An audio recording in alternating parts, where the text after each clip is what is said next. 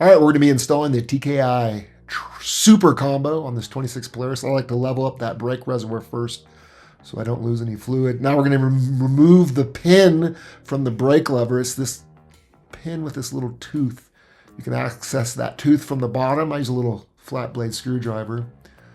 I like to press it all the way down, get access to that tooth. Once I release it, you can just push it up with a punch. Again, you want to push that tooth in as you're pushing up. Now you can remove the brake lever, and we want to remove that same pin off the e-brake mechanism. It's a little bit trickier because there's a gap between the brake lever and that mechanism, so you kind of have to hit the tooth on the pin each way as you work it out. There's enough room to get a flat blade screwdriver in there, so easy enough. Once you have it removed, you're going to replace it on the new brake lever. This is going to be the TKI Nubby. Love it.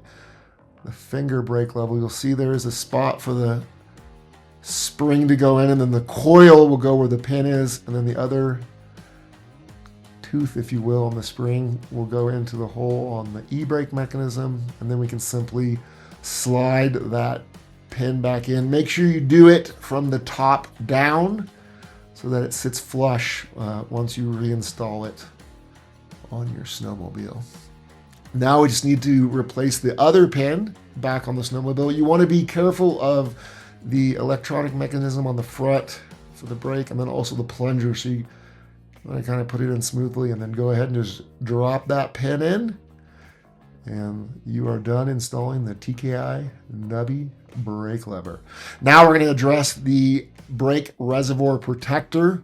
We've already leveled it out. Now we just need to remove the 3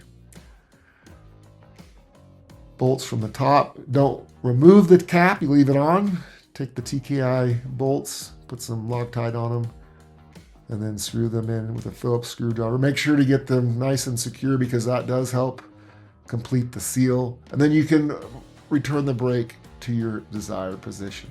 Now we're going to be doing the billet throttle block on the other side.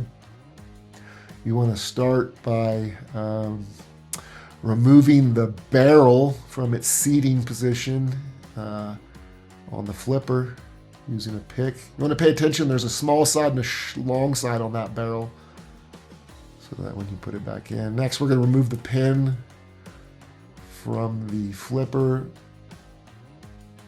And this is kind of a tricky part. Some people like to do it on, some people like to do it off. It's removing the circlip. I gave up here and decided to do it later after I had it off. Now you can, from the bottom side, release the 3 bolts that hold the OEM throttle block together and remove that. Take your TKI billet throttle block and remove the hardware. I like to kind of position it on there. You'll see there's a slot for the wiring. Kind of get it in place, know where it's going to go before I install the throttle cable. Now you'll no longer need a circlip because the TKI has a slot you can see built in that locks a throttle cable into position. Once you have it seated properly and have the wiring in the correct position, you can go ahead and reinstall the TKI bolts. It's kind of nice they have like a hand threading to get them started. You don't want to do them all the way. Then you're going to reinstall your flipper pin, and then grab that barrel and reseat it onto the flipper. Pay attention to the orientation. You can see if you look closer, well, there's like a long side and a short side in that barrel. Now you want to make sure you seat it all the way. It'll actually click, make a clicking noise. That way the cable will be in the right position. Go ahead and reposition your cables and your cable ties. And now you can tighten down your throttle once you have it in the right position. And that's how you install a TKI Super Combo.